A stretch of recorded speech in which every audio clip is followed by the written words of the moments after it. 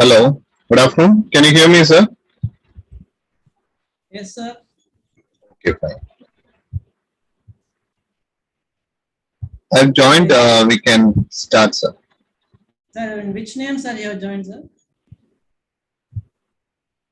Sir? Hello. Okay, sir. Madhav Kartik Sendil Kumar, sir. Is it no, sir? Yeah, Sandil Kumar. Thank sir. Yes. Yes. Yes. Okay, thanks.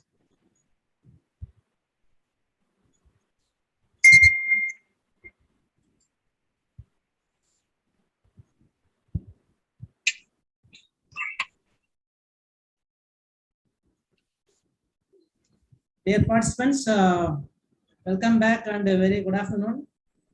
The afternoon session is session on sensor technology. The resource person is Professor Dr. T. Sendil Kumar. A brief profile about him.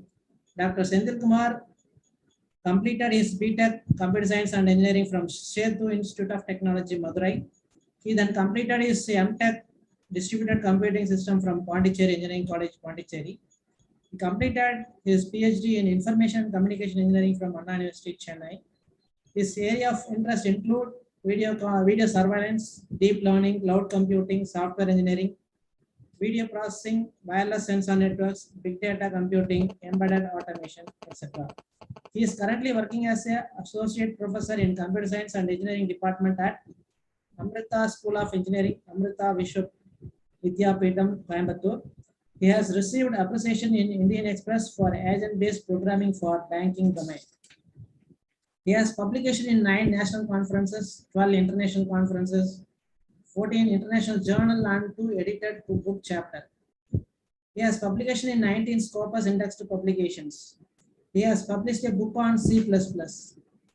He is a reviewer for number of journals like Elsevier, Computers and Electrical Engineering Journal, IEEE Access, InterScience, International Journal of Intelligent Information Systems, IGI Global, Springer Data Analysis, International Institute of Engineers Journal, Journal of Electronic Imaging, Computer Modeling in Engineering and Sciences, IGI Global Publisher, Soft Computing, InterScience, Journal of Assistive Technology, Soft Computing, Journal of Assistive Technology, International Journal of Computational Medicine and Healthcare, Springer, Soft Computing, Neural Computing and Applications, Elsevier, Computer Methods and Programs in Biomedicine, etc. He is guiding scholar with Amrita Vishwa Vidyapeetham in area of video analytics, deep learning, signal processing. He teaches courses in video processing, video analytics, distributed systems, multi-dimensional signal processing. He has also involved himself in developing competency areas of programming like MATLAB, NS2, GIST, .NET, Android, Hadoop, OpenCV, Spark, deep learning tools, embedded automation. He is working with Amrita Vishwa Vidyapeetham, Coimbatore since 2001. He is a part of 100 projects with IBM, DST, and Ministry of Tribal Affairs. And on behalf of our institution, and I welcome Dr. Sendil Kumar for the FTP to deliver a lecture on sensor technology. Welcome you, sir, and hand over the session to Dr. Sendil Kumar, sir, please. Yeah. So thank you so much, sir. Am I audible? Yeah, sir. Audible, sir. Yeah. Thank you, and thank you so much to the organizer, sir, and the members of the institution to have chosen me to handle the session on sensor technology. I share the screen. I hope you are able to see the screen. Can any one of you acknowledge, please? Hello? Yes, sir. Hi. Yeah, fine. Okay. So, yeah, 1 second. I will first take the presentation for discussion. Okay. So, I will cover the presentation from 3 aspects. The first part of the presentation, I want to talk to you about sensors, how sensors works, what is the working principles of sensors. Then we will take through how sensors are seen in real-time applications. So from that perspective, we will try to see how sensors are applied in robotics. Third, in case we want to have all the sensors as part of a working model, so what are the algorithms that are there and how do they work together? So this is the agenda for today's session. I hope you will be able to get with the concepts, and at the end of the day, you should be able to get something to the thought level. Okay, if I want to develop an application which is based on sensors, this is all the things that I should look for, and this is all the design principles I can look for. Let's start. First question which somebody would ask is like, what are sensors? How do the sensors work? Why do you need a sensor? This is a very important question, right? And last would be is like, what are all the types of sensors that are there in the real time? If you ask like what are sensors, then the common definition which is proposed by ANSI, which is American National Standards Institute, says that it is a device that can provide an useful output in response to a specific measurement. That means you want to measure something, then you can actually go for a sensor in real time. So a sensor generally acquires a physical parameter and converts it into a signal for processing. Now this signal can be understood as a signal which can be an optical signal or an electrical signal, or it can be a mechanical signal. Now coming down to the next level, okay, can you give an example of a sensor's concept? There you can say a transducer is an example, because in line with transducer we have microphone, loudspeakers, we got touch sensors, we got sensors for sight, right? All that are examples which are using transducers. So the next question would be is like, what is a detectable phenomenon that actually is possible to be measured? So if you ask the common thing, people will say that I can actually measure something which can be related to temperature. Somebody can say I can measure voltage. Somebody will say no, I can measure velocity. Somebody can say no, I can measure position. All these are different quantities that you can measure, but they fall under some sort of response which is associated with stimulus. So let's see the different categories one by one. The first category is an acoustic category, which says that anything that is measurable, which is a wave or a spectrum or a wave velocity, you can call it as an acoustic stimulus. The second category is biological and chemical category, which is actually corresponding to a measurable value which can be related to gas or a liquid level, right, which is or more related to fluid levels. The third type of stimulus is actually electric stimulus.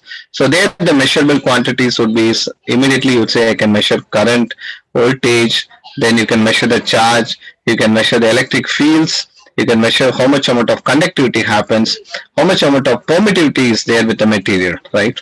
All this fall under the electric stimulus. The fourth category is called as a magnetic stimulus, which actually relates to the magnetic field, or it can be a flux or it can be a permittivity. Then fifth category is actually optical stimulus.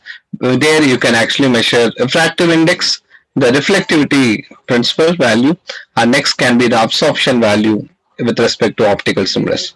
The next category is a thermal stimulus, where you can measure the temperature, flux, the amount of heat, or it can be the thermal conductivity that you want to measure. The last category in the stimulus is actually mechanical stimulus, which can be related to position, then velocity, acceleration, force, strain, stress, pressure, or it can be a torque, right? So given a problem in place where you want to actually measure something, you should go and ask a basic question, what is that I want to measure? Somebody says I want to measure the force, then you should actually say, okay, you are interested in working something with respect to the mechanical stimulus. So the conclusion from this slide I'm keeping to the people is a quantity that is measurable actually falls into the stimulus category that you are associated with, right? Now, with this, let's go to the next principle that you should know, which is your physical principles, right? So the first principle actually is called as the Ampere's law. So what does the Ampere's law says is like any current carrying conductor in a magnetic field will actually experience a force. Right? This is what is called as Ampere's law. Then the next law that you should know is Curie-Wedge's law. This says that there is a transition temperature at which every ferromagnetic material will actually exhibit a paramagnetic behavior. This is called as a Curie-Wedge law. The third law is Faraday's laws of induction, which says that if you have a coil and the coil is having a magnetic field, then a coil can actually resist a change in magnetic field by generating an opposite value in terms of a voltage or a current.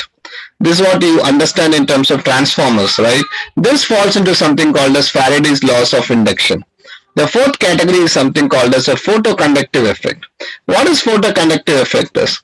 Whenever a light is actually passing through semiconductor materials, then the resistance of the material will generally decrease, right? Because there's a light transmission happening. So this is actually the working principle of photoresistor also. This is called as photoconductive effect.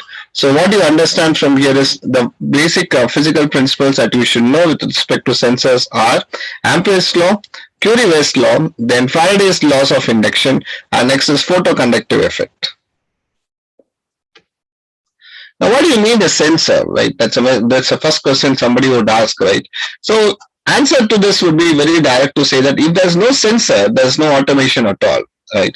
For example, somebody says, I'm able to place a fingerprint. So when I place a fingerprint, automatically my fingerprint is recorded as an image. So how do you take your fingerprint? You need a sensor for it, right? So you are trying to automate something. So if you do not want an automation, you don't need any sensor. But if you want to have an automation, you have to go for sensors. Right, okay. So sensors as such are part of most of the systems nowadays, and especially after the COVID, you can see that the sensors are taking a big place in most of the automation, right? Somebody wants to measure the temperature in an indoor environment, right? So of the people who are staying there, then automatically you can have sensors to deploy. So sensors are used in many places, right from the common day life where you are trying to use a vehicle, there you have sensors, right? Radios has sensors, telephones has sensors, right? And the number of applications are keeping on increasing. Now, how to choose a sensor? This is the next characteristic, right? So choosing a sensor from the technical side, people say that you can choose a sensor based on three factors. The first factor would be the environmental factor. The second factor would be the economic factor. And third factor would be the characteristics of the sensor. When you look at an example, let's take you bring a characteristic of a size. Then size becomes an environmental factor. The characteristics would actually call itself as the repeatability. That means how many number of sensors are going to use to complete your network design, right? The other important factors is somebody says, I'm looking at a sensor which has a good response time, then the environmental factor would be the ruggedness of the nature of the sensor, right? Then the third characteristic, somebody says that I'm looking at the frequency response, then the environmental factor that will be connected to that is called as a power consumption.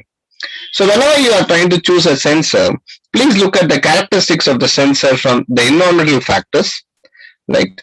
The economic factor is always the same. Whenever you say I am looking at something from the economical factor, the first cost will be the important factor. So how much are you willing to invest to make your sensor network model? How much are you willing to invest to automate the solution using sensors is actually the cost factor. The next other thing is the availability of the sensors, right? Suppose there is a sensor and it's not working suddenly, can you replace a sensor? The market to ship the sensor should be immediately easier, right? The last important thing is the lifetime of the sensor. How long can the sensor resist and work in the given application? So this is an important thing. Whenever you want to choose a sensor, look at the characteristics of the sensor, look at the environmental factors that are associated to it, and look always at the economical factors because the cost will be an important factor to automate a solution. Now let's look at the sensors more in detail. First, let's talk about temperature sensor. It is used in most of the places. People say that we are using temperature sensors in buildings. Wherever there's a chemical process plant, we use temperature sensor. Wherever there's an engine, we are using temperature sensor. Wherever there's a computer, we are using temperature sensor. The reason is, on measuring the temperature value, that is a function or a set of functions that happens in the particular application, right? So your temperature that you measure, right, can be always giving some sort of input about the environment also. For example, let's take somebody is using a thermometer, right? A common example, people say nowadays we have got digital thermometers, right? People say just in a short distance you can find the temperature of the person. So that it is all contactless. You're not placing the thermometer on the human body, right? It's contactless, but still you're able to measure. So now let's look at the diagrammatic principle for a temperature sensor. A temperature sensor generally has a bimetallic strip. As you can see here, why do you say it's a bimetallic strip? Is there's a metal strip labeled as A, there is a metallic strip labeled as B together, which are together is called as a temperature sensor. So that's why it is called as a bimetallic strip, right? And when you look at the formula would be L is given as L naught into 1 plus beta into T minus T naught, right? So you will every time try to measure the temperature and give the value back to the user, right? So application, people are using temperature sensor in many applications. Example is a thermostat, right, which actually uses a temperature sensor. So a temperature sensor can actually be used as part of a resistance temperature device. So there, if you relook at the same formula that you have taken for measuring the temperature sensor value with respect to L, it will become a parameter with respect to the measuring for the resistance also. So the measured resistance value would be called as R. The next one is an axial emitter. So the purpose of axial emitter is like you want to measure something along one axis, and it is generally insensitive to orthogonal directions. So where do we use this axial emitter is, we use axial emitter in washing machines, right? We use axial emitters in airbags. We use axial emitter in heart monitors. All such places we are using axial emitter, right? So we are not looking at how the mathematical part of an axial emitter works. We are trying to give an idea saying that axial emitter can be used for measuring a value along one axis, and as it is insensitive to the orthogonal directions. So washing machines uses axial emitter. The next is a light sensor. Light sensors are generally used in cameras, right? Normal digital cameras that are using has light sensors. Because of that only, it can actually say that it is a day-night condition. You can see there's an auto flash working on the camera because you have a light sensor there. So light sensors are used in cameras, infrared detectors, and it is also used in any applications wherever there's a lighting required, right?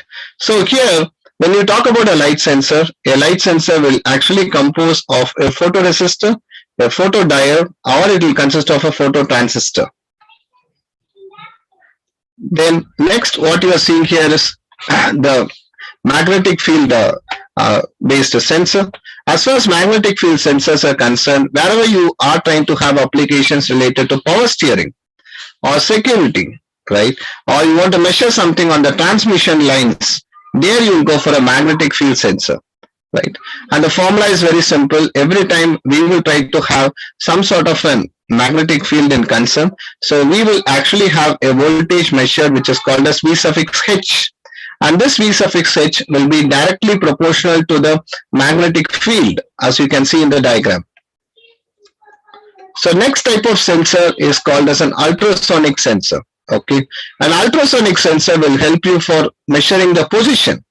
So here what actually happens in an ultrasonic sensor is we will have sound waves which are actually emitted in the range of 2 to 13 megahertz, right? And this ultrasonic sensors are used in devices, especially where you have applications on the sea. For example, the common example we can actually say is a sonar, which stands for sound navigation and ranging devices. And we use in radars also, which is radio detection and ranging, right?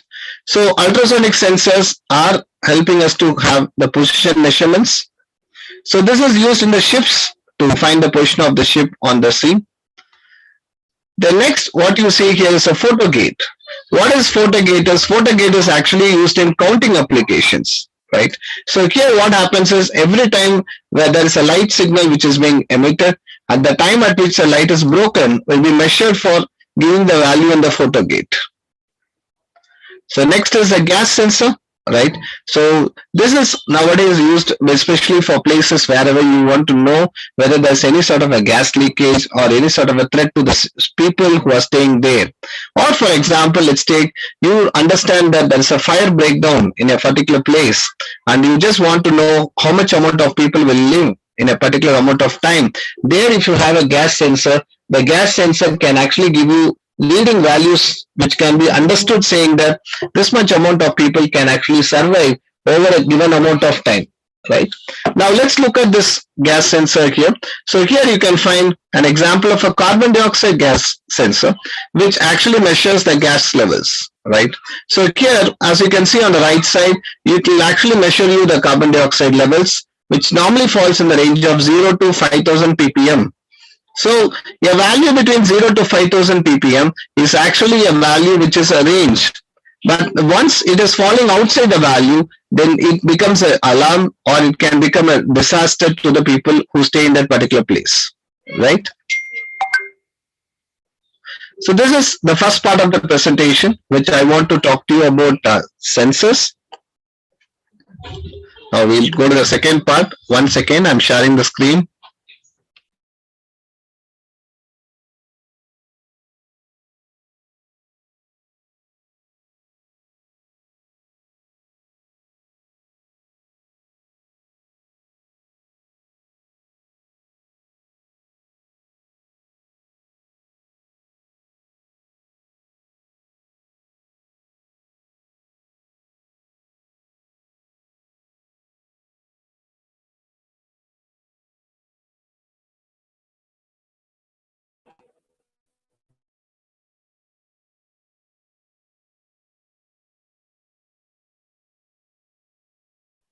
One minute, I'm sharing the screen. Please acknowledge me as you are able to see the screen content.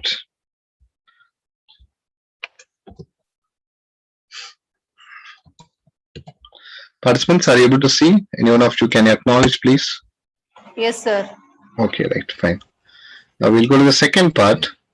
So second part will talk to you more about the sensors, how it is used in robotics application, because today it is a blooming keyword. You can see a lot of people talking about robots, and most of the related fields, artificial intelligence, or you talk about data science, they all talk to you about the concepts of sensors, and immediately they say that we are using it in robotics. So let's look at this concepts for our discussion. Yeah.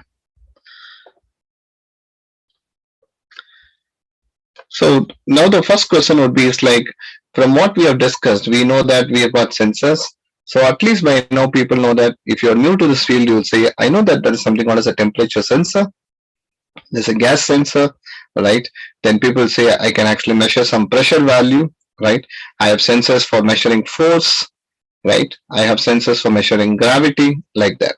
Now, with all this as input, now the question would be is like, if you want to make a robot, for example, how does all the sensors help you in working or making of a robot, right? So what does the robot does? If you ask a common question, people say that a robot as such will do three things. One is it actually sends something, then it has to plan something of what it has sensed, and third, it has to act. So when you say something as sensing, it means that it is giving some information about the environment, which is called as sensing. Once it has sensed, then what it has to do is it has to do some planning. And once it has planned, then it has to act. For example, if you can see here, if you have an understanding what is this truck does, so the truck should actually have some sort of sensing. So it gives some information about the environment, like where should I dig? Once it gets information saying, okay, it has to dig, then it makes a planning and starts doing the digging. And then acting is very simple. Once it has started digging, it has to take the mud or whatever it has taken from the road, and it has to put it onto a truck for delivery, right? So in conclusion, a robot actually does sensing, planning, and the third thing a robot does is something called as acting. So why does robots actually need sensors? Right, okay. So for example, if you look at a robotic arm that you can see here, this arm as such can move like this, right? Somebody can say it moves like this also, right? Okay, now the question is like, where is the angle of the arm? So this is an internal information which the arm can actually give by saying how much it is closer to the angular component of the reference. So if this is the reference line with which you have to measure, you will say this is actually giving the angle. This angle says the angle of the arm, right? Now, when you look at this here, what is sensing? Because we said when you talk about robots, you have sensing, planning, and third is acting, right? Now the question would be like, what is actually sensing? So sensing, as we told you, it is going to collect some information, right? So a sensor here that you're going to use for this robot will be having a electrical or a mechanical or a chemical concept through which it will say that I'm mapping an environmental attribute to a quantitative measurement, right? So the quantitative measurement is a numerical value which is actually seen by the user. So every sensor usually uses a concept of transduction principle through which it says that it is converting energy from one form to the another. So this is one of the reasons we say that all sensors are generally called as transducers because they use a transduction principle. Okay. Now, why does a robot need sensors, right?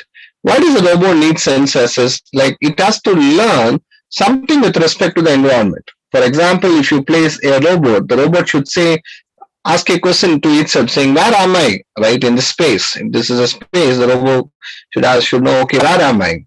So here the robot is actually collecting some information, right, through the sensors, and based on it, it will apply some localization algorithms, and it will say that with reference to a space, I am at a particular position, right? So the robots need sensors at least to know something with respect to the position of itself. So the next here is like if the robot wants to know, will it hit something, right? For example, if you see here, if this is an unmanned small sort of a vehicle which actually moves, but the robot has a doubt, will it hit something as it is seeing along the path? It's an obstacle detection problem. So the robot has to need some sensors for it, right? Now, if the robot is going to move, right, as part of a harvesting mission on the land, right, there it has to know where is the crop line. What is crop line? It has to know, okay, this is a line which it has to take as a reference and start cutting the crops, right? Okay. So where is the crop line? If the sensor has to give some input, that is again an example of an autonomous harvesting. Now, if that's going to be an autonomous material handler device like this, right? Now this device has to find out where is all the holes, as you can see here, no? The dark yellow regions are called as holes. It has to find the holes. So how does it find the holes? It can find the holes using the sensors. Now this is a common other example. Somebody says I have a camera. My camera sensor can actually detect my face. So it has to detect my face plus where I move on the screen. Suppose I move left or right on the screen, it has to track, right? It has to say that the person has moved to the left, the person has moved to the right, and the algorithm should also run on the left or on the right whenever we are trying to move. So there, the answer would be is very simple. You need some sensors for it, right? So in general, all sensors that we have discussed till now, in relation to robotics, we can categorize it under two categories. One category is called as active sensors, and the second category is called as passive sensors. What is active sensors is, it will send the signal into the environment and measure the interaction of the signal with the environment. So this, in example, you can say radar, or sonars, all that are examples of active sensors. Passive sensors, what it will do is, it will just record the signals, but this is already measured value which is present in the environment. For example, if you open your video camera, the camera has a lens through which it acquires the data, and the camera sensor can actually show your image back to the user. So this is an example of a passive sensor. So a sensor can be calling itself as an active sensor, or the sensors can call itself as a passive sensor. If you want to classify the sensor based on the type of medium that is being used, for example, somebody says I'm using an electromagnetic based transmission. I'm measuring something with respect to vibrations, right, in a medium. I'm trying to see how much amount of chemical concentration is present in the environment. Here, the best example is all the pollution sensors. Today, whenever we are actually moving around, you are able to see at certain points saying that the air quality value, right, there they say how much amount of different chemical component values are present in the air, right, lively. So that's an example of your measurement of chemicals in the environment, right? Fourth category is something with respect to physical contact, right? For example, if you want to know the concentration of the surface, there you can use some sensors. So the sensors can also be measured based on the type of medium that is being used. That's the meaning behind this slide.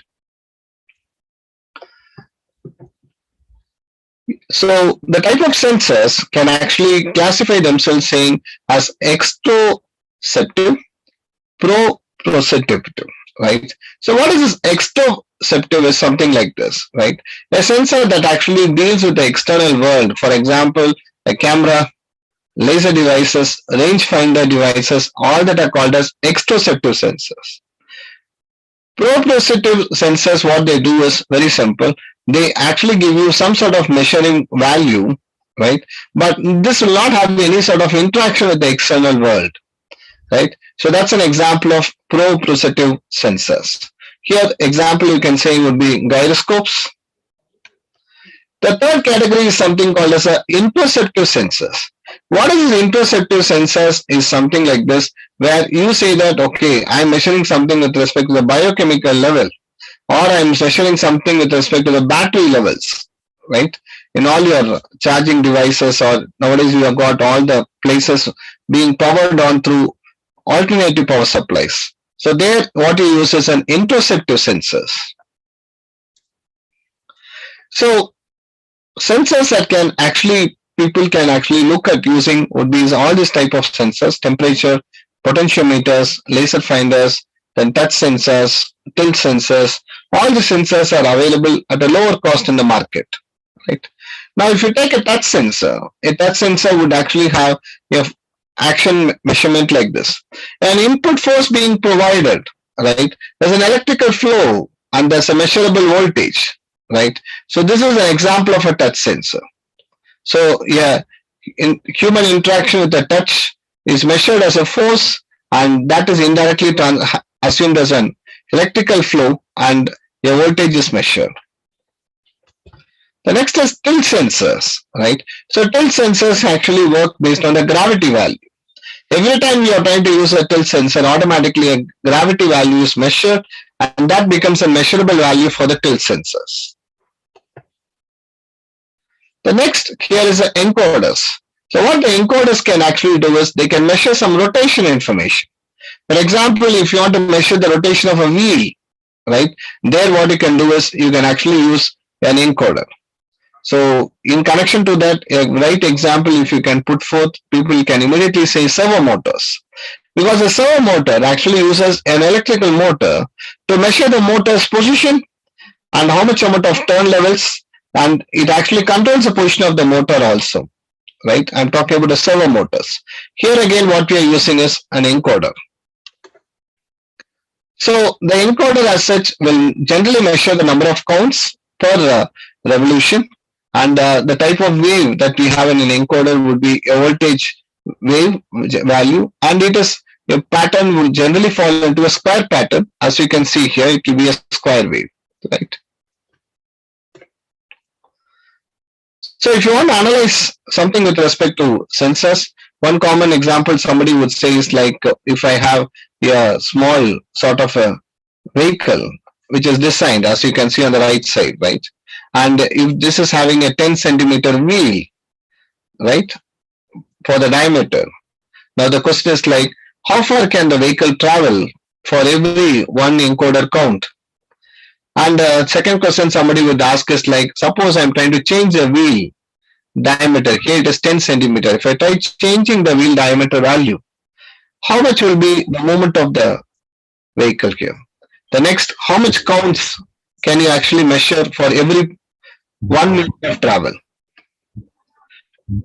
So if you want to measure something like this, a common example that is put up here is this.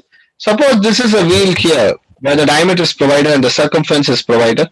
So D indicates your diameter and C indicates your circumference. So you can actually give it as C is equal to pi into D, right?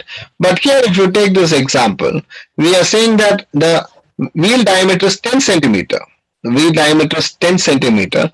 So you can immediately say it as C is equal to 10 into pi centimeter, because the diameter is 10. Please all of you listen. The diameter is 10, so you can immediately say it as C is equal to 10 into pi centimeter, right? Now the question here is, you are actually have 16 counts per revolution. So here we can actually say the value could be as 10 pi centimeter divided by 1, right? And it is actually having one revolution for every 16 count, if you can see here, for every 16 count you have one revolution. So you can say 1 rev divided by 16. So this, if you multiply and see, because this pi is 3.14, right? Multiply it and then see the value, you'll get as 1.96 centimeter per count. Now, why do you measure this 1.96 centimeter per count? Is we are asking the first question, how far can the wheel travel for one encoder count? So how far the wheel can travel would be 1.96 centimeter, right? Now, if you want to have a 1 centimeter per count, now the question here is like, what should be my wheel diameter, right? So earlier we have seen that it is m pi centimeter by 1 rev, but here what we are saying is 1 centimeter per count. So we are changing this as 1 centimeter per count multiplied by 16 counts per 1 revolution. So this will come as 16 centimeter per rev, right? Now here the C value, we already know the C value as 16. So D can be given as C divided by pi. So you have the value of C as 16. So you say 16 by pi, which is nothing but 5.09 centimeter. Now the question that we have asked is, what is my wheel's diameter? So the wheel's diameter, in case you want to have 1 centimeter per count, would be 5.09 centimeter. Now let's take, if you are going to have a 10 centimeter wheel, right? How many encoder counts will be there for 1 meter of travel, right? So in that case, the formula will change. You can see here, the general formula is C is equal to pi into D, right? So here, what is that we got? We got the value as 1.96 centimeter per count. Now the question that we are asking is, how many encoder counts will be there for 1 meter of travel? So you can get as 1.96 centimeter per count multiplied by the distance of travel is 1 meter. So 1 meter by 100 centimeter. Okay, so this stays 0.0196 meter per count. So the question here is like, how many encoder counts you have? So it is 1 by 0.0196 because this 1 indicates 1 meter of travel. So 1 by 0.0196 meter per count will become 51 counts per meter, right? Now, why did we discuss all this? This is all actually about the physics of measurement or the values that you should really calculate when you're going for sensors. If I say that I'm just going to have a sensor as part of a vehicle which can actually move from left to right, the question is not just sensors. It actually talks more about what can be the counts that per the weight can take, and you can actually make some quick decisions about the wheel size, and based on that you can say how much distance it can travel in a given amount of time.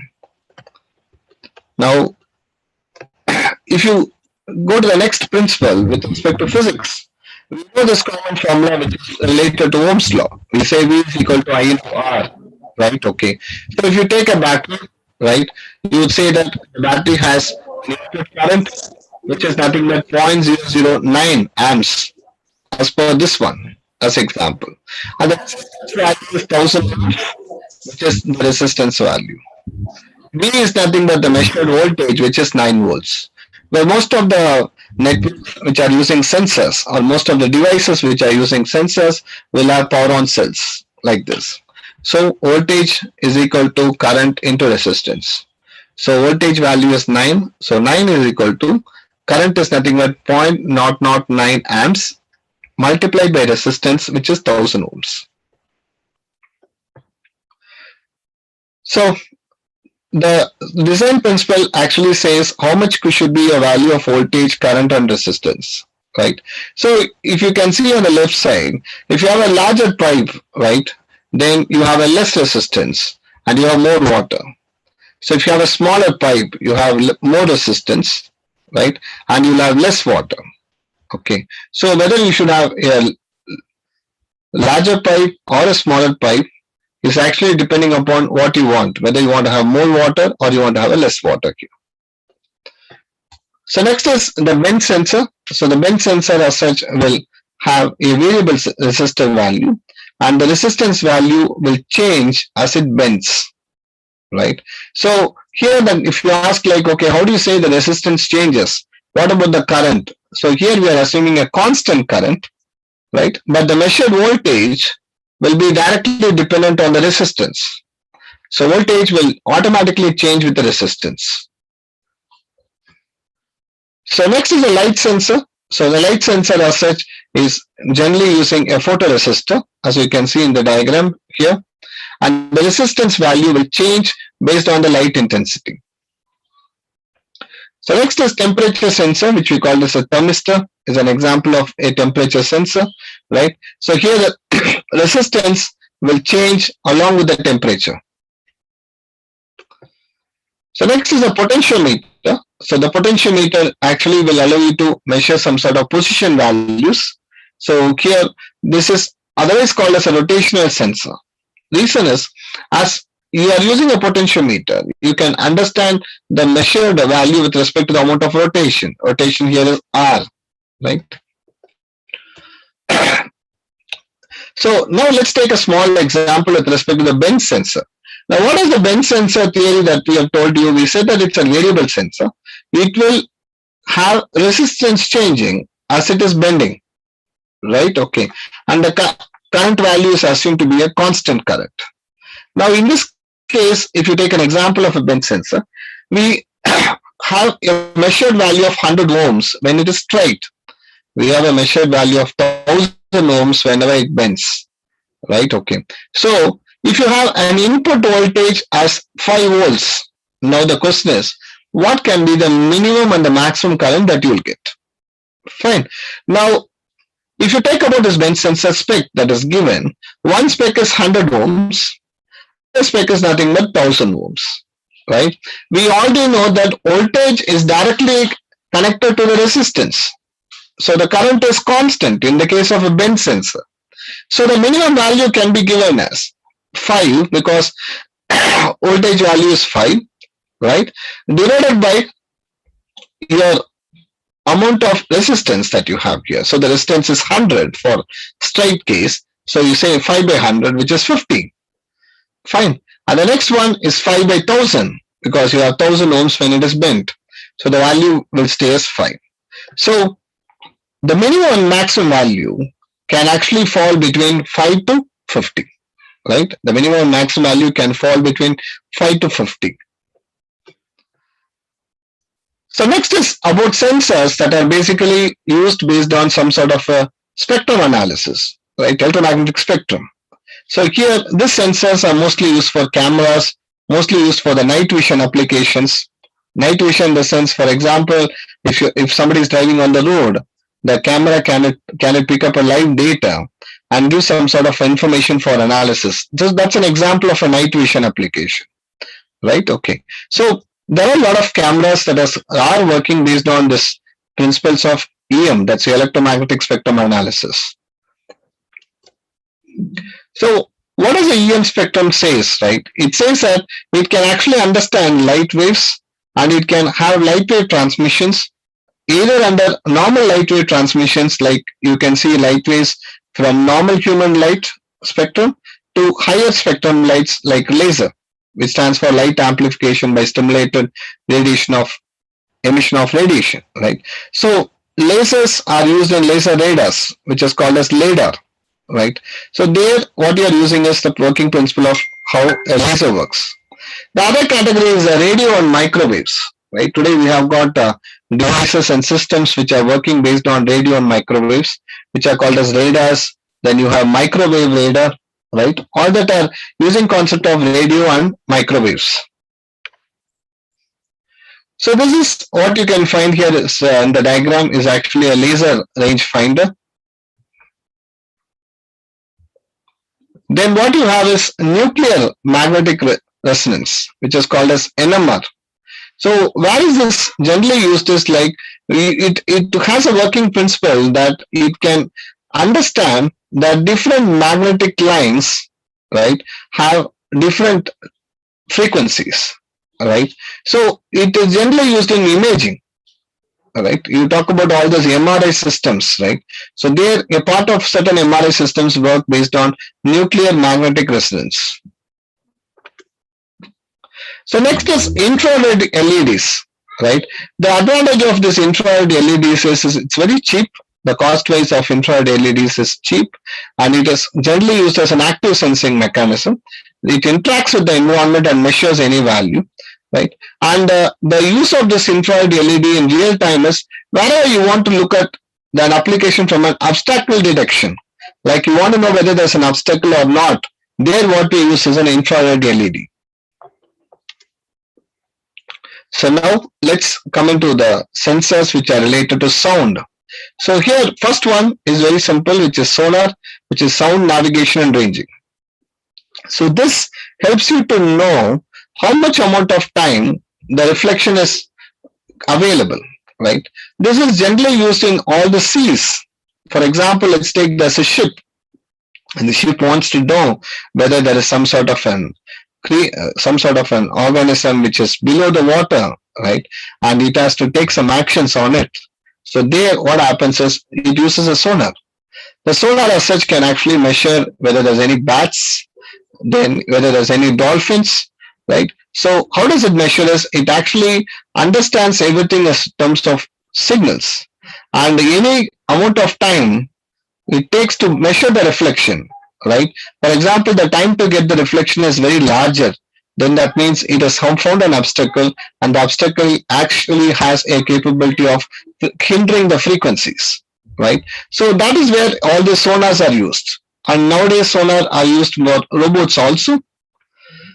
So this is what you can see is actually a sonar, and it's IR proximity, which you can see on the right side.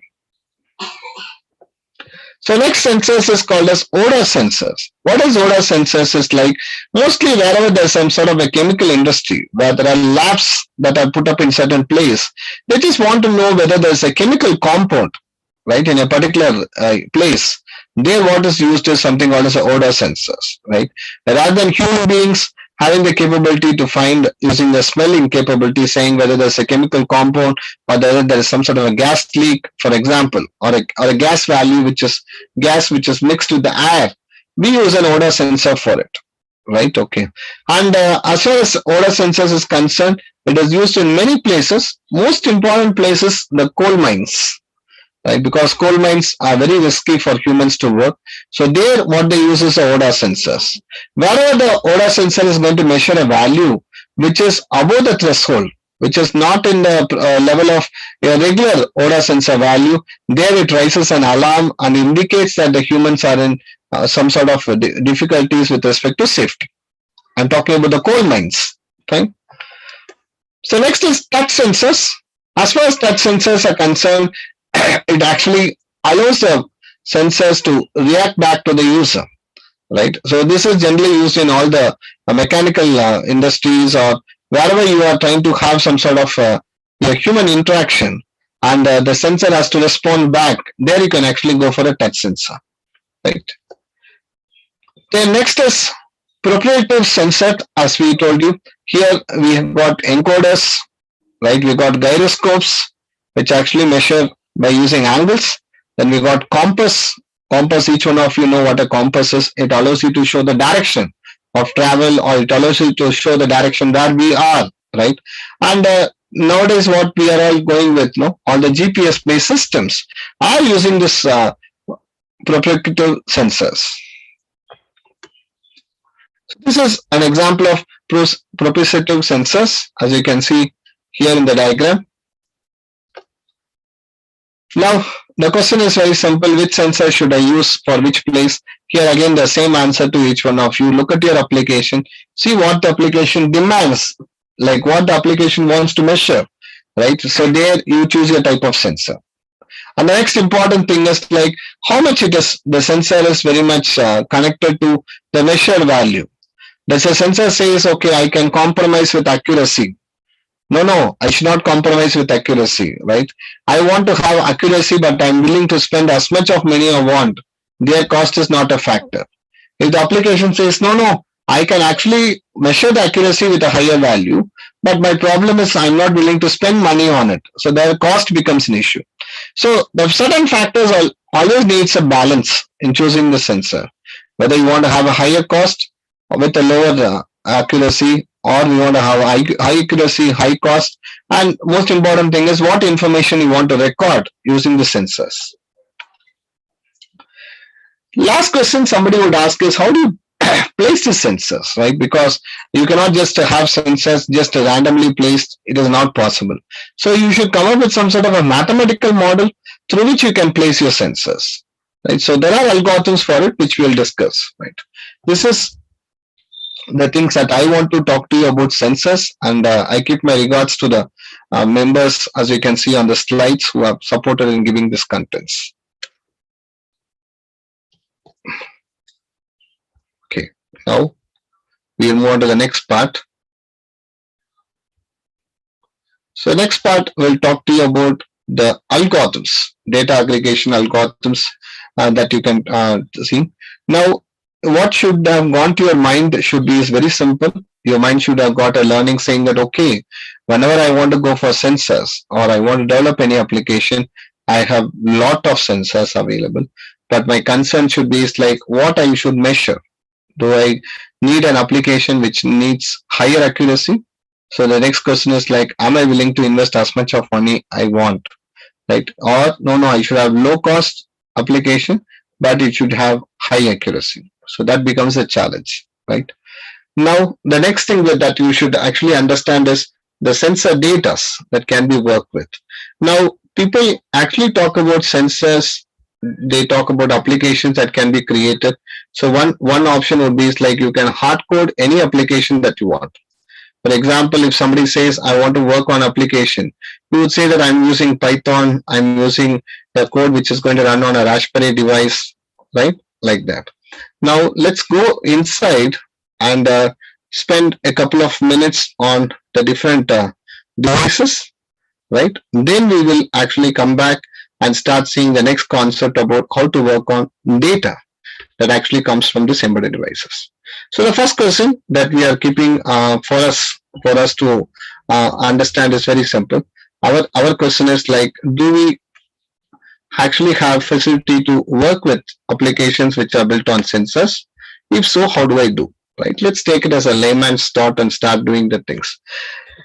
Now, if you want to work on any sort of sensors, right? Most of the sensors actually come up with a manual, right? Let's take, I say, I want to work with a temperature sensor. I'm talking to you in a way I read, so just bear with me if it is something is very basic for your understanding, right? Somebody says, I want to work with a temperature sensor. Then you go to the internet and see what are the different temperature sensors available. And most of the temperature sensors will actually come back to you with a manual, right? Which will allow you to say how the sensors can be used for a typical application.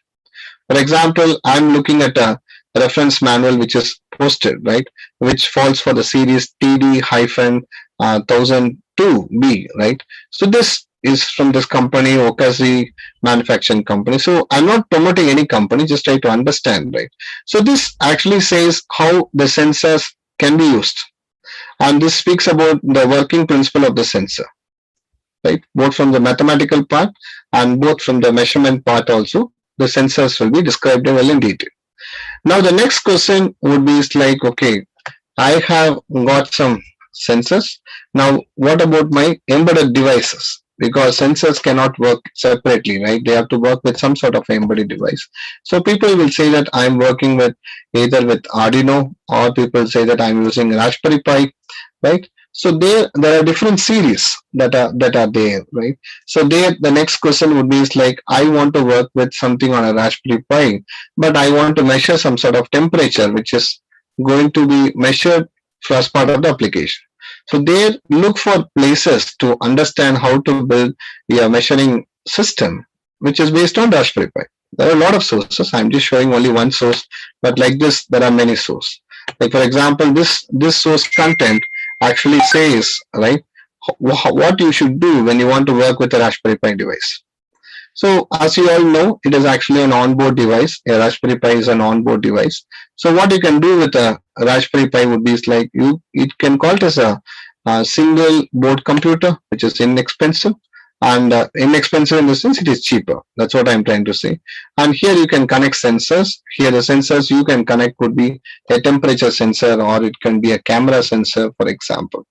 And when you are doing it, in this example, they are saying that there are 4 sensors that they are trying to connect, right? One is DSP18B20, then DHT22, then BMB280, and next is Raspberry Pi Sense HAT, right? So the first sensor they have used is DHT22, which actually has a temperature value which it can measure, and it can has a humidity value also which it can measure. The second sensor that they have used here is DSP18B20. So this actually gives a digital output, and it's again a temperature sensor, right? The third one is BME280. This sensor actually measures temperature, humidity, barometric pressure, right? The fourth type of sensor that is being used is Raspberry Pi Sense Hat. So this actually is an add-on one which is added to this Raspberry Pi device, which has got LED sensors, and it has got a joystick with which you can interact, right?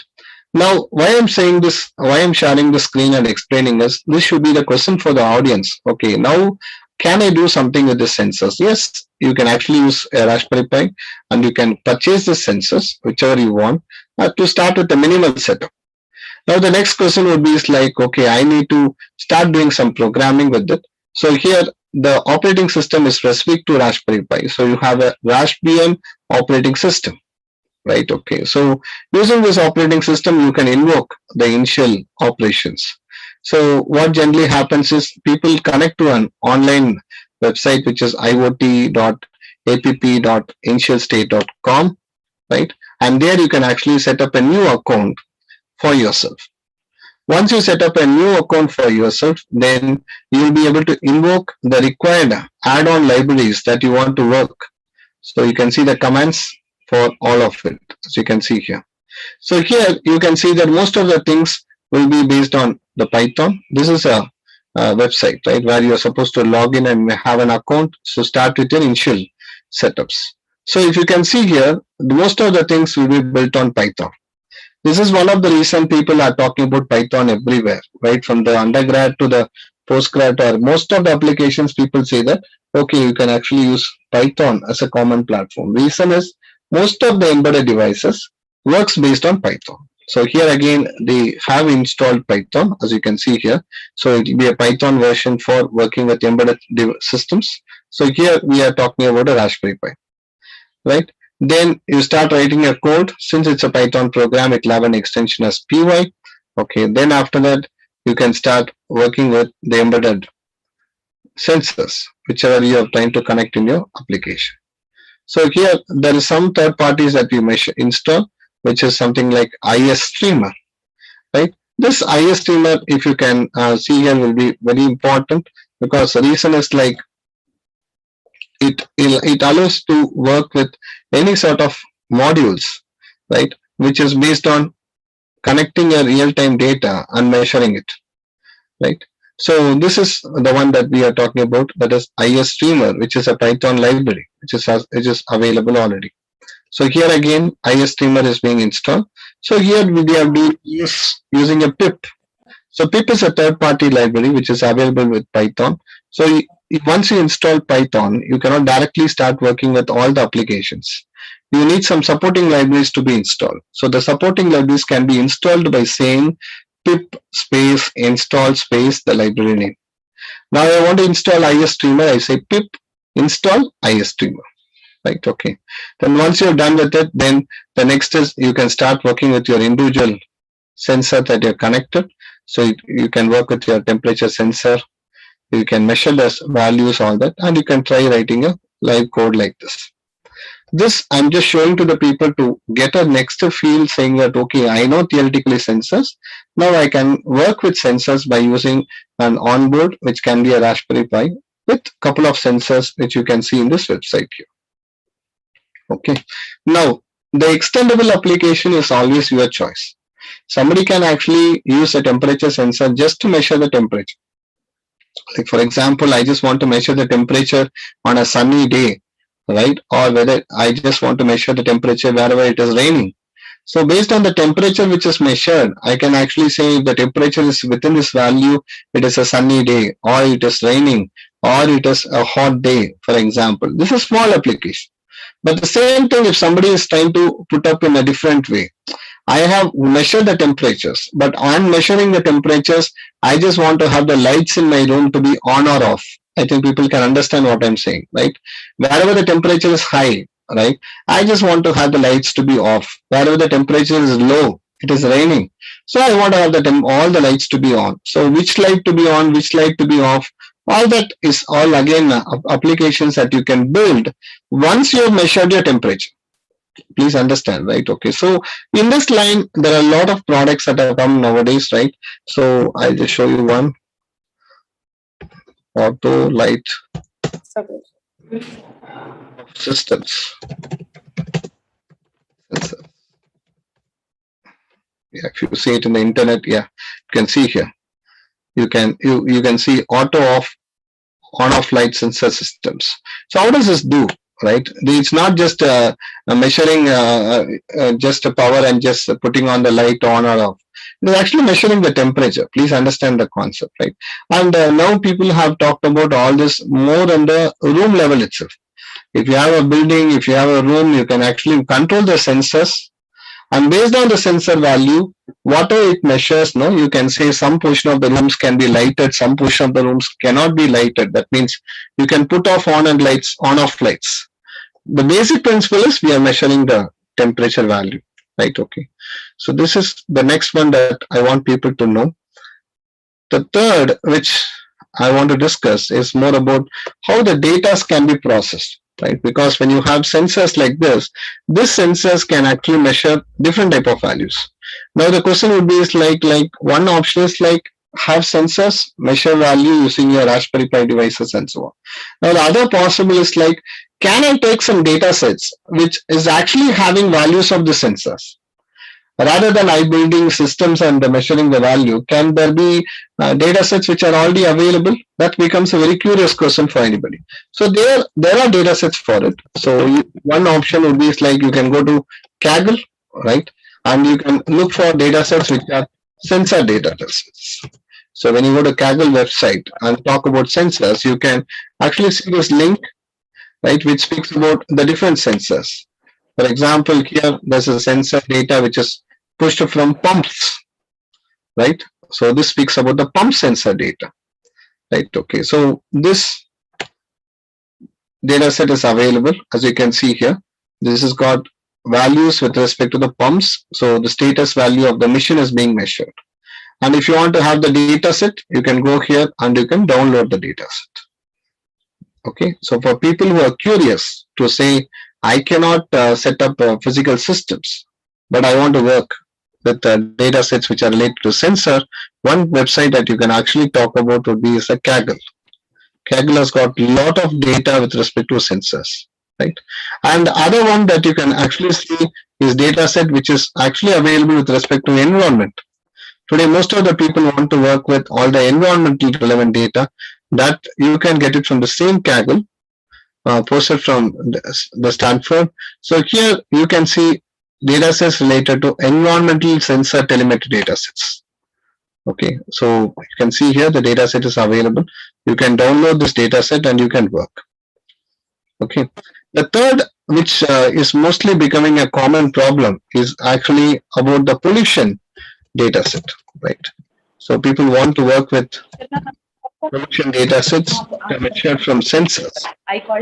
That is also available. So that you can see it under something called as air quality data set.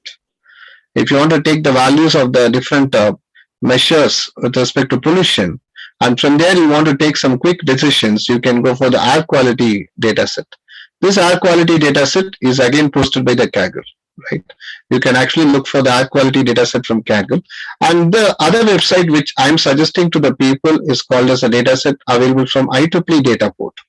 The advantage of this IEEE data port is this is a very standard website, and the advantage of this data set is like, nobody will comment that this data set is bad, right? If you are really looking for a benchmark data set, and that data set can be used for your projects or it can be used for your research, so there my suggestion is please take these data sets which are available from IEEE data port. And in fact, IEEE is actually the website which governs the publication forum, right? You talk about quality publications, you say IEEE, ACM, all that are examples of quality websites for publications. In this IEEE data pet, you can actually see data sets with respect to quality data sets also. So here you can see here data sets related to electromagnetic radiations, which is again values with respect to sensors. You can see here, no, the physical magnetic sensor, then angular gravity sensor, then proximity sensors, then gravity sensors. Okay, and for each of the sensor, they are given very nice specification also. For example, for the gravity sensor, they have said the resolution of the sensor is 0.01, right? And there's a range of the sensor which is 156.98999. Okay, so this website I'm opening to the people, for people to know. I think you should be knowing, but even if not, please make use of this website to download the data sets. You can find a lot of standard data sets with respect to whatever we are talking about sensors. Plus, in case you are working something with respect to images also, you will find data sets related to images under this IEEE data port. This is a website which is launched by IEEE for accessing benchmark data sets. Okay. Now you will be getting an idea, okay, where is the source of data sets.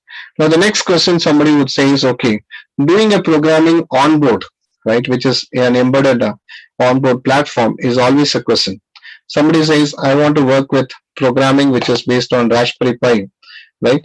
One option is you can do the code, you can burn it onto the firmware, that's your onboard, and you can see the output. Other possibilities, like people actually ask for platforms which are there for coding, right? Somebody says, I want to do an online code for working with the Raspberry Pi, right? So there you can actually see platforms which is available for coding. So one platform is open platforms which are available for Python, where you can do your online code and you can export the code for your Raspberry Pi course, right? So this is few platforms are available which you can actually take it and you can work. Now let's come to the next part of discussion. Now the data set is available with us, right? Once the data set is available, now our question would be like, we want to understand how the sensors can be placed, and if there are any algorithms with respect to sensor placement, can we look at such possibilities? So there we will look at the algorithm for it. Now we will open up the discussion with respect to the data sets. Okay. 1 second. Yeah. Now we will actually look at the data sets algorithms perspective. So this is the last part which I want to cover, and this is slightly from research perspective, but it should give you a feel of how to progress with your applications which are related to sensors. Yeah.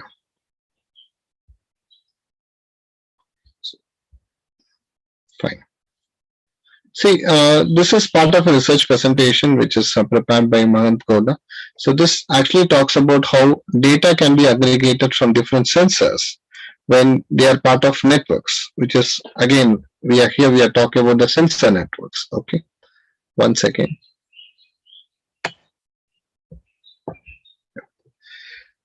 See, when you say sensors are in place, then the next question would be like, can the sensors measure some value and give you back? Right. So what are all the values can the sensors measure? It can be any values, right, from the basic temperature to the gravity to the image, right? Or it can be a video that can be measured from the sensor.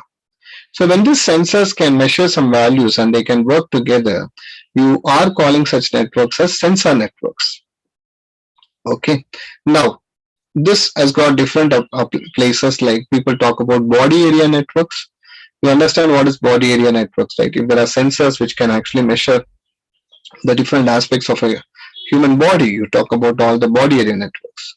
Now, in line here, what we're going to discuss is more about the wireless sensor networks, because this wireless sensor networks again has sensors through which they measure some value, and the measured value is useful for taking many important decisions, right? So what a wireless sensor network generally has got nodes. The nodes has got sensors through which it can sense the value, do some computation on the value, and then it can communicate the value back to the end user, right? So different applications that includes for wireless sensor networks are military applications, surveillance, then temperature measurement, monitoring, and next what you have is something called as medical health monitoring. Okay. Now, one second. Yeah. So here the important factor is the energy part. So since the sensors are basically energy powered, you cannot just place the sensors at different places and say that they are measuring value and they are communicating values among the sensors, because the sensors has to have an optimal value for measurement and communication. So here we talk about two important factors. The first factor is the computation part, right? If you want to communicate one bit of data in the sensor, then you are actually executing 800 instructions. Please understand, right? As if you're a computer science person, you are trying to immediately say that I want to execute 800 instructions to communicate one bit of data, right? So here, what is proposed from this research perspective is, if you can process the data inside the network, instead of communicating all the data to the base station and then processing it, the advantage would be is like you are reducing the amount of computation that you are trying to do. This is a basic research that is proposed from here. So here they talk about three important aspects: a query model, an aggregation process, and next is what are all the aggregate structures that are there. Now let's see one by one. First is a query model. So what is this query model is? It is similar to a basic request response, which is written in form of an SQL query. SQL, each one of us know, it stands for structured query language. So we are maintaining a single table, which is called a sensors, and this single table will be distributed to n number of users across the network, right? So this, what will be there is going to be in the table is the information related to the sensors. So what information will be related to sensors available? It will have information with respect to the temperature, location, and third is the sound volume. So this table will have for every sensor in the network model its temperature, its location, and the sound volume, right? So for example, if you take a sensor here, a measurable temperature as 20 degrees, location is where the sensor is available. The sensor is available in room 1. The sound volume is 80 decibel, right? Similarly for the second sensor, similarly for the third sensor, right? Okay. And somebody might ask a question, is it like can I have two sensors in the same room? Yes, you can have, but in this example, what is presented is like they are presenting one sensor for every one room. So there are 3 rooms, all the rooms have one sensor. So totally 3 sensors are being used with varying sound volume. So here we are not worrying about certain low level details, right? So what is this low level details is how will you measure this value is not the question. If I have a sensor, the sensor can actually measure in room 1 with a sound volume and a temperature. We are not worried about how does a sensor measure the value, right? So taking this as an example, now if you want to actually monitor the occupancy of rooms in the 6th floor of the building, okay? So what do we have for all the sensor? Now if you look from here, no, it's very nice to say that okay, for every sensor I have a temperature, I have a location, I have a sound volume. Now my question is very simple. I just want to know in the 6th floor how much amount of occupancy is there. That means location is actually related to the 6th floor. So there if you write a query for it, right, if there's a variable called as floor, because every floor has certain number of rooms, right? So we will say that what is the value that you can measure from the sensor? You can actually measure the volume level. So we are saying measure the volume. So we say select average of volume from sensors. Now what is the sensors here? The sensors is a table which is created, right? So select average of volume from sensors, and we want to print the room number also. So comma room, right? Okay. where floor is equal to 6 because we want to monitor the occupancy in the 6th floor of the building. And we want to group by room, right? Because room wise, how much is the volume value? Having average of volume greater than threshold, right? So we just don't want all the rooms. We just want to say which are all the rooms across the floors which is having a threshold volume greater than some value. That minimum value is provided under this variable called as threshold. So having average of volume greater than threshold, right? This duration is 30 seconds, right? So what is this epoch does? Like for example, if you're here, we are saying epoch duration 30 seconds. What is epoch will do is, it will actually observe that the value that you are trying to provide needs to be updated for a certain amount of time. So the updated time, right, will be provided as part of the epoch. So that's why you can say that epoch duration 30 seconds. So once in 30 seconds, it will actually look for the updates to the sensors, right? So once you have got a table of sensors like what we have seen here, and the sensors are having some values, then we can actually write a query and retrieve the value. This is what is about query model. We said we need to know three things from here. One is a query model. A query model resembles a standard SQL query model. Only difference is here we are talking in terms of table related to sensors, right? Now the next one is network aggregation. What is network aggregation is, we need to transmit data from one node to another node, right? Okay, so the nodes as such will be at different levels.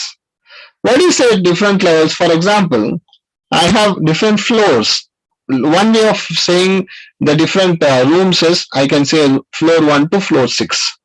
Other way of saying the same rooms is, somebody will say rooms are basically categorized based on the luxury. I'm calling some as A, some as B, some as C. So I have certain number of rooms which fall under A, right? I have certain category of rooms falling under B.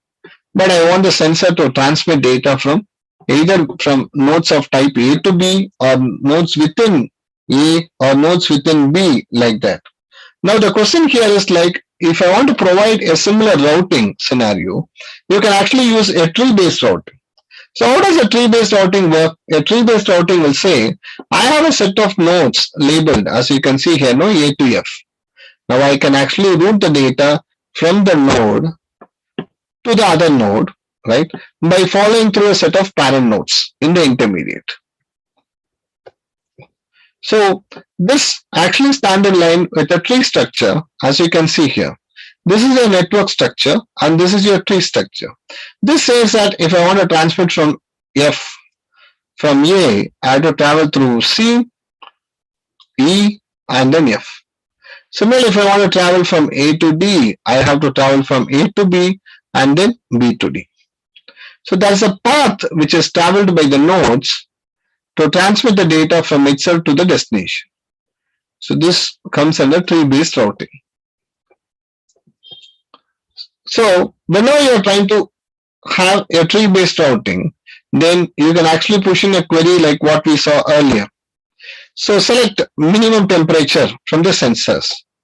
If I push in a query, right, the sensors are part of the nodes, right? Okay, you will say which is a minimum temperature. But the same thing, if you're going for a network processing, we need to aggregate values. We need to collect values from the different sensor nodes to take a decision, right? So here, if you take the first question, select minimum temperature from the sensors.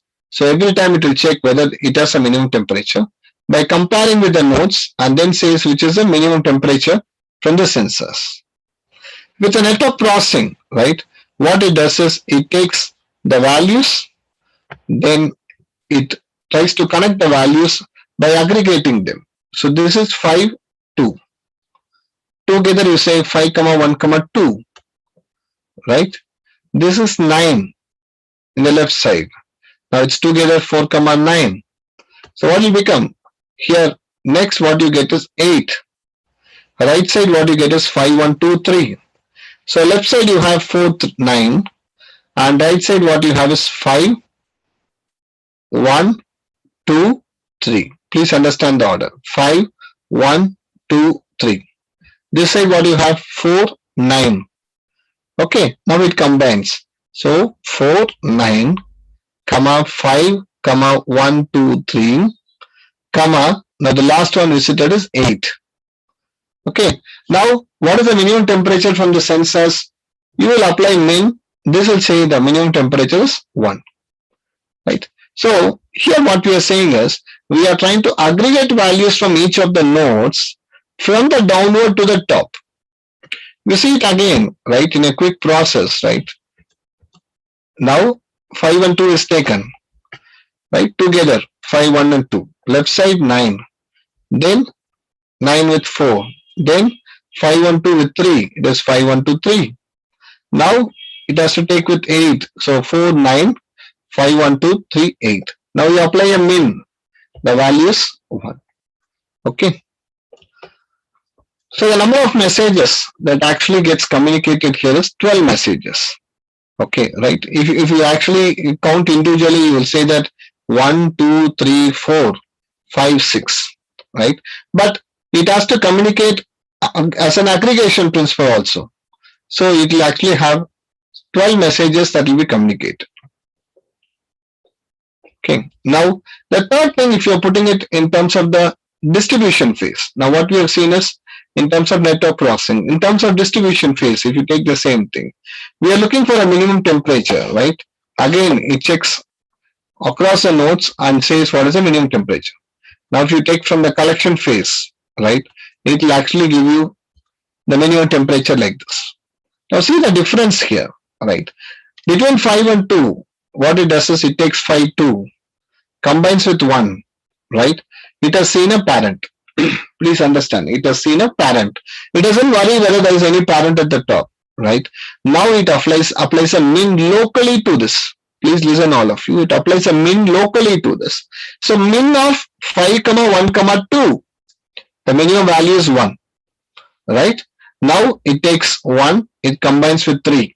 It is 1, 3, right? Now what it does, this is actually a parent. Please understand. It's actually a parent because to the right, left side, nothing is there. There's no child. Now it applies min. So the rule is wherever it finds a parent, it applies a minimum because you are looking for a minimum temperature. So min of 1, 3, it is 1, right? Now you see the left side. 9 is a leaf node. 4 is a parent because right side has no node. Here it applies a min. So 4, 9, it will give 4. Combines with 8, 4, 1, 8, right? Because here you got 4, here you got 8, here you got 1. So 4, 1, 8. Because you have to look at the values in the same level. 4, 1, 8. So min of 4, 1, 8 will give you us 1. Right? Now see the number of messages. Number of messages will be 6. Right? Because as you can see here, at wherever it finds a parent, it is actually finding the minimum temperature. So it doesn't have to look at the nodes at the lower order. Now once it goes from here to this 3, it doesn't have to worry about this lower level leaf nodes, that is 5 and 2. But if you see the previous case, right, what we discussed, right, wherever we are going for the network processing, here it has to worry about every node because though it is going from 5, 1, 2 to the top, it has to worry about 5, 1, 2, 3 because here you are not doing any min at every parent level locally. But whereas when you go for a collection phase in aggregation, at every parent level, it actually finds a minimum temperature. So the number of messages will be low compared to the case of the earlier one, that's a network processing here. So your routing algorithm that we are trying to talk about here has a capability to deliver the request to all the nodes in the network, right? And you can actually travel from any node to any other node. For example, if you want to travel from this node to the root, you can travel the request.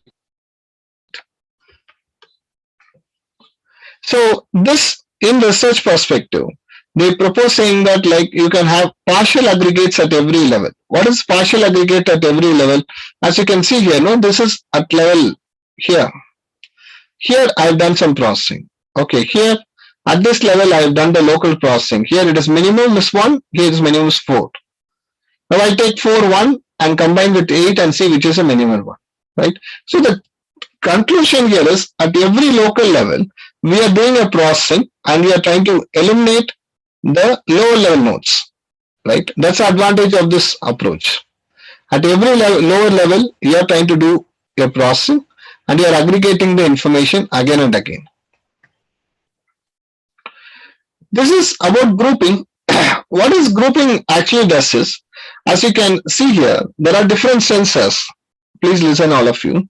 You can see sensors which are having values of temperature and light as in the order.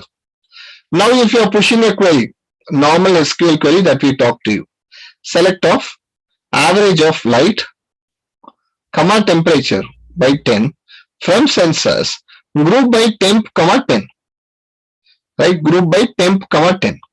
So we want to find the average of light. See the light values 10, 50, 15, 25, 15 and 5. Okay, now see the grouping part here. So average of light. So under this 1, 2, 3. What are the values? If you see here, light values is 10. Then you have 15, right? And third what you have is 50. Okay, 10, 50 and next is 15. Okay, now here whenever it wants to find the average, it takes the average from the lower order. Fine. Now see from the lower order here, first it takes 6 and 5. 6, 5. Okay, so what is your light values? 15 and next is 5. So 15 plus 5 is 20. Divided by 2 will be 10. Right? Now at this level it is 10. Average of light is 10. Now it goes to the next above. Right? What is the next above here? Next what it has is 4. Okay, next what it has is 4 here. So at this level the value is 10. At this level what you have is 25. So 25. Okay, right? Now it goes one level up with respect to 3. Right? So here what it got? 10. Next what it got? 25. Next what it got is 50. 10, 25, 50. So 10, 50, 25. Right? Now when you look at this one, right, it now goes into the next level up and populates the last value for the average. Okay, so this 10 you get here is average of 6, 5 and 2. 2, 6, 5. Okay, and 30 that you get is actually average with respect to 3 and 1. 3 and 1. See here, 50 plus 10, 60. 60 by 2 is 30. Last what you are left is 4, which is nothing but this one, which is 25. Light value is 25. Right? So that's how you can find the average of light. Now, next is you want to group based on the temperature value. Now, if you look at this temperature values based on the group, right, you can see temperature values as 20, 10, 10, 30, 10, 10. Right? So you see 3 values, 10, 20, 30. So temp between 0 to 10, temp between 10 to 20, temp between 20 to 30. So here you have actually grouped the temperatures also. Right? So this is called as grouping. Right? So the advantage is once you have built your tree-based structure, based on the values that it has, you can actually group the values and you can print the values also. So next is the aggregate structure that you can build here. As far as SQL is concerned, SQL supports basically 5 functions, which everybody knows. One is min, max, sum, and average, and fifth one is called as count. Okay, so here what we are discussing with respect to this wireless sensor network suggests you can actually use any of these functions for evaluating the sensor states. So this proposes three components. One is called as initializer, which actually initializes a state from a single sensor value. And next is called as merging function, which combines the partial states. And third is called as the evaluator, which evaluates the aggregates from the state. Initializer, merging function, and third is called as your evaluator. So your initializer will actually say what is the sum comma count. Evaluator will actually say what is going to be the evaluated value, which is E. Merging function will actually say take this sum and count together, right, for each of the states, and it will try to do an aggregation there. So other functions that are available is median, histogram, unique, all this is also supported. Okay. Now, whenever you want to classify any of these aggregates, you can classify the aggregates by their state functions. One common thing which people say is whether you are doing a max or you are trying to do an average, right? Based on that, you can discuss, or you can actually look at aggregates based on the states which are partially taken. So what are all the different partial states? First is called as distributive aggregates. So here in this distributive aggregates, the size of the partial records that you create will be same as the aggregate. And next is algebraic aggregates, where the size of the partial record will be a constant always. Third category is called as holistic aggregate. Here the size of the partial record will be proportional to the size of the data. Fourth category is called as unique aggregate, where you have the state which is proportional and it is unique always in terms of the updates. The last category is actually partial states which are context sensitive. So these are the 5 categories with which you can classify the partial states. Now, from what we have seen now, if you look at the different possibilities of classification of aggregate, as we told you, the first you can classify based on duplicates, or you can classify based on exemplary. Third, you can classify based on monotonic, that's on the level of the tree, and fourth is partial aggregate. You can see all the 4 categories, right? And similarly, for the functions that we know, count, min, max, sum, median, average, count, distinct, histogram, right? The possibilities whether they are present or not for each of this aggregate category is provided here. Okay, so next is the optimization. So people suggest that you can actually go for optimizations also here. So whenever you want to develop a runtime environment, you can work at having a grid-based model if it is a sensor network, and you can think about how the communications work. Because when you talk about sensors, the interesting thing about sensors is the sensors has an X and Y, and they have an Z also. Reason is, if you place a sensor on the mud, I think people can understand what I'm saying. If you place a sensor on the mud, the sensor is placed at a position which is X, Y. But if you're placing the same sensor over a rock, right? What happens is there also you will say that the sensor is having an X and Y, and together the sensor will have a distance from which it is aligned to the surface. So there you talk about something called as Z.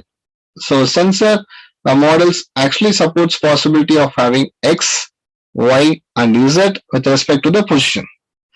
And second thing to be understood is sensors have communication. If you say one sensor is communicating with other sensor, then you would say that it follows some communication models. So 3 communication models you can see here: simple communication model, random communication model, and third is called as realistic communication model. Right? Okay. All these are related to the level of frequencies in communication. Right? Okay.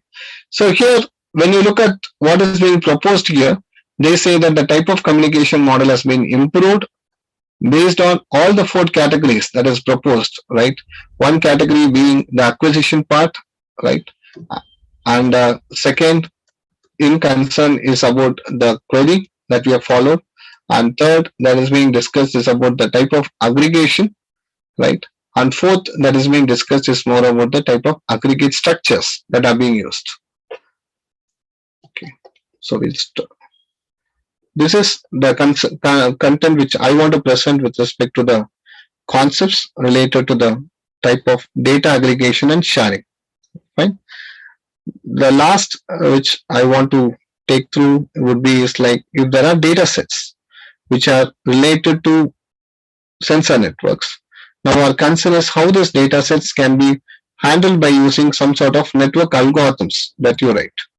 So here there are many algorithms that are there for handling sensor data set. So I'll show you some of the algorithms that are there. The first algorithm which I am presenting to the people is K-means clustering algorithm.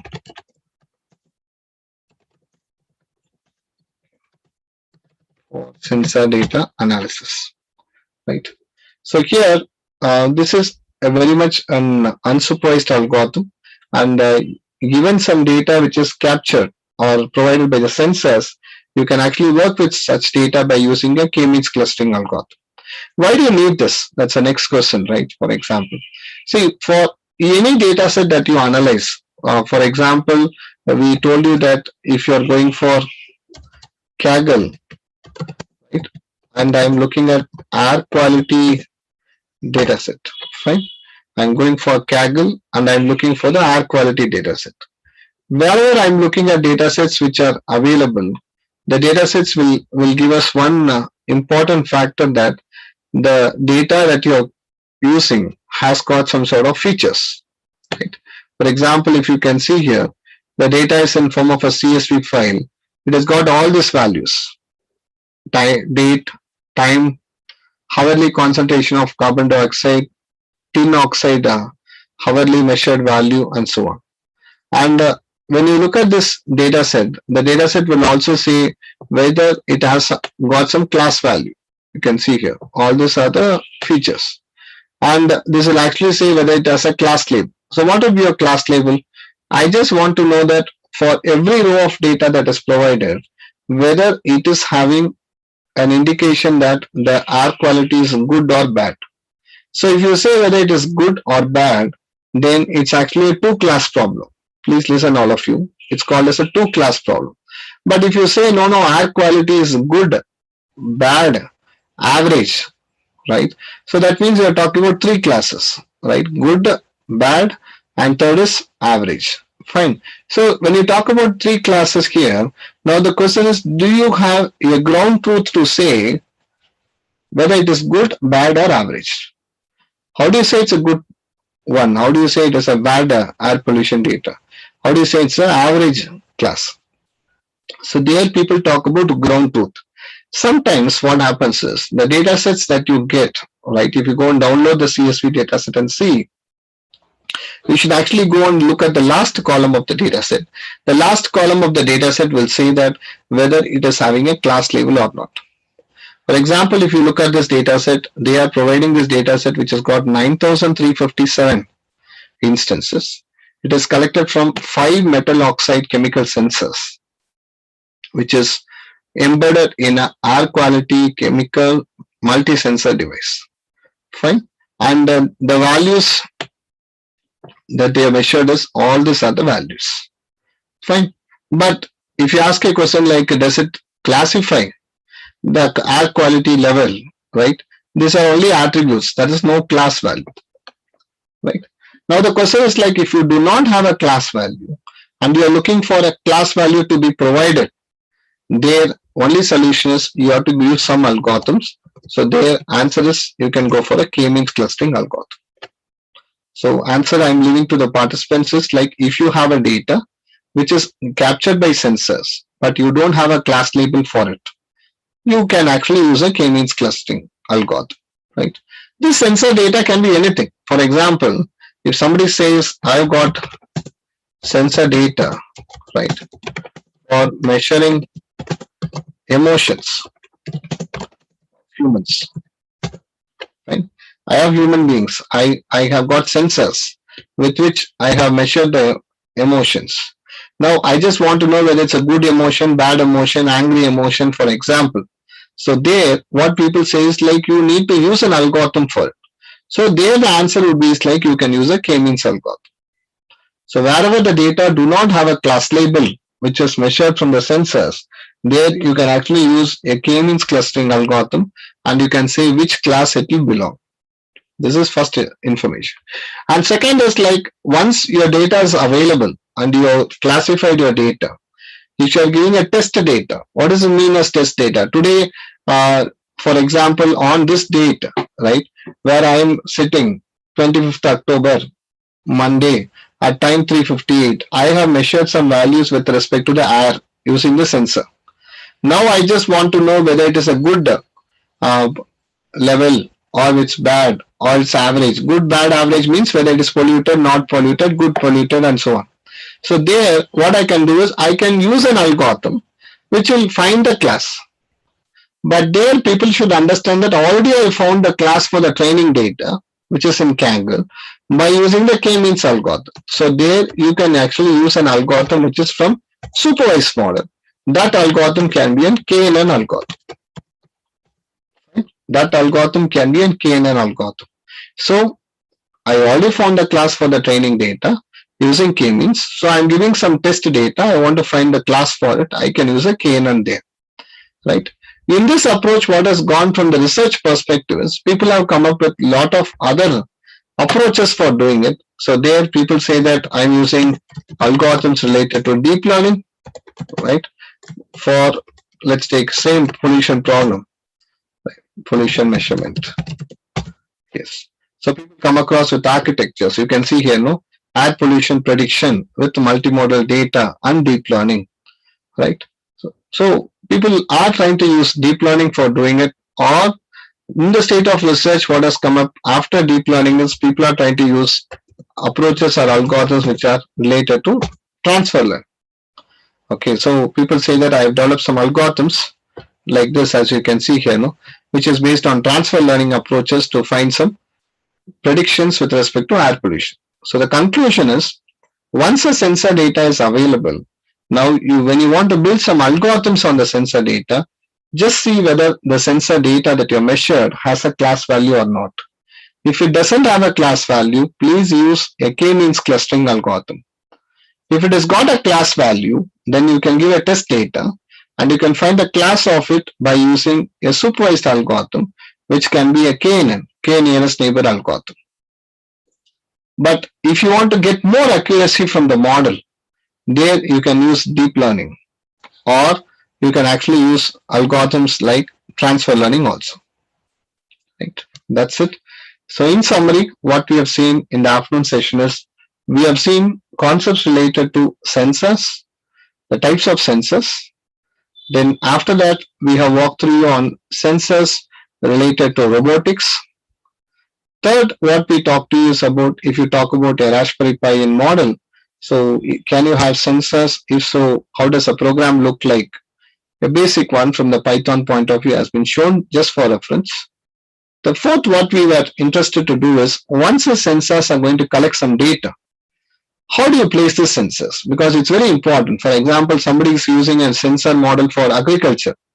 So agricultural land, how many sensors will I keep? If there are 1,000 plants, for every plant can I measure the temperature, humidity? So should I place 1,000 sensors? Is it costlier one or not? Right? So there, that's the first question, is placement of sensors. Second question is, once a sensor is going to give me the data, how can I do the processing? So there in line, we talked about the network processing model, the data aggregation model based on tree based, and we said like how you can actually push a query and you can measure the value which is available for the sensors. That was the next part of discussion. Last in conclusion is, like we said, that there are data sets like Kaggle which can be used for handling live data which people are presented. So there, if you want to apply some algorithms, just go and check whether there is a class label for it. If it is air pollution, do I have a class label to say it's a good air, or it's a bad air, or it's a medium air based on the pollution level? If it is so, I can choose an algorithm which is from supervised like KNN. If there's no class label, then please take an algorithm from unsupervised model which can be k-means. find the class, then run it with the test data using a supervised algorithm which can be KNN. All this is fine. You want to go for some other best approaches, please use some approaches which are available from deep learning or use some approaches from transfer learning also. That's it from my side, and thank you so much for the organizers for giving me this opportunity. Any questions from your side? I'll be happy to answer to the questions.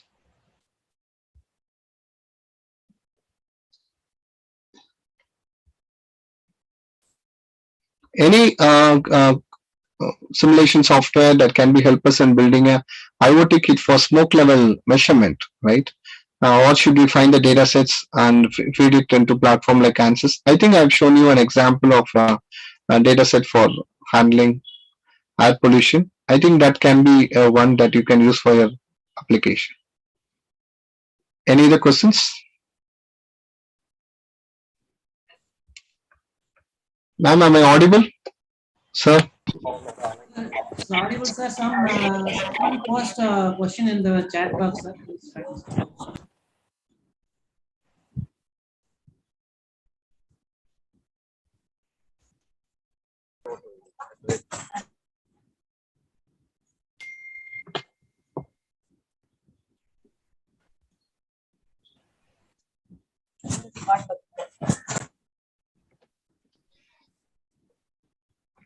We are not receiving any questions, sir. I think people have understood. So I think, can you suggest some simulation software that will help us in building an IoT kit for smoke level measurement? yes, sir. I just have told you can use Python. Python is a very common one. But in case you are looking at a smoke level measurement, if you are looking at for a building, right? There are civil structure models which are there. So if you are very specific and if you can say what are all the values that you're going to measure, then I can suggest a software name. Same person has asked, or should we feed the data set into an analysis platform like ANSYS? Yes, that's also an alternate way, sir. That is also an alternate way through which they can do. Are they going for open source or not? If they can specify it better. Sir, is there any open source software available for performing any practicals for students, which gives IoT as the option? Yeah, ma'am. Yeah, ma'am. There are open source softwares are there, ma'am, which are built on Python. Okay. And specifically for Arduino, there were softwares, but probably they don't have ESP module in that. That's the point I'm trying to ask. Are there any open source software which provide ESP module for doing practicals for IoT? One is like you can use a Watson IoT platform is there, which is provided by IBM. There you have got limited access for educational purposes. Watson, okay. WTSON, Watson IoT. Okay, that's the best one that you can use, ma'am. Okay, sir. Thank you, sir. Thank you, sir. Thank you. Thank you. I think the other one people should be using Thingsboard is also there, no? Thingsboard, THINGS, Thingsboard.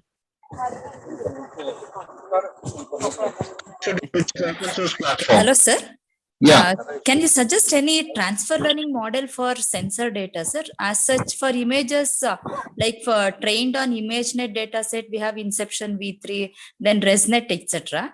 But what about the transfer learning models for the sensor data? Are there? Do you know anything about those models? Can you name any of them? Okay, transfer learning based on ResNet is there, no, ma'am?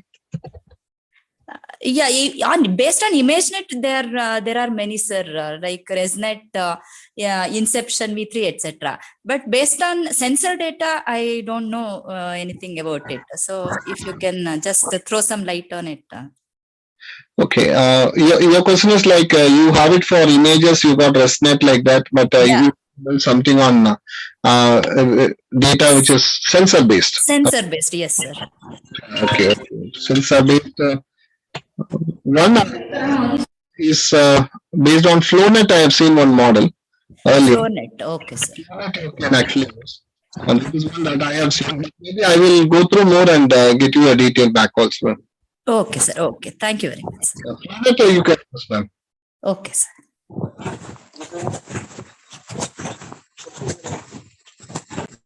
Any questions?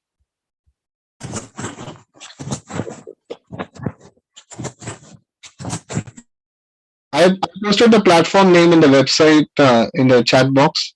The platform.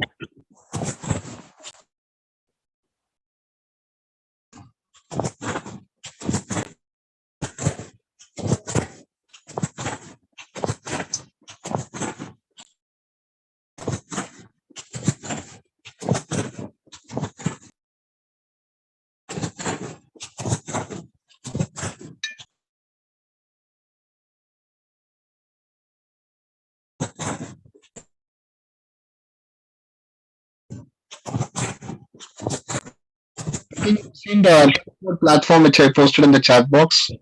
Any questions from the participants?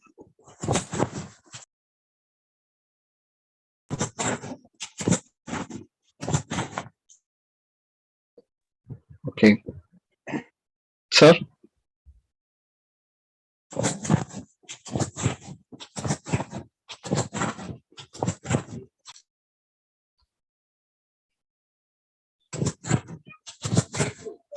Okay, I think we are not having any questions. So if so, then I conclude that.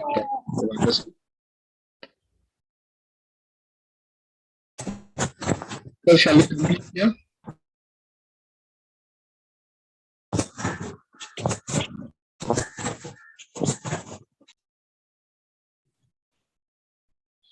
Participants, if there is any queries, please.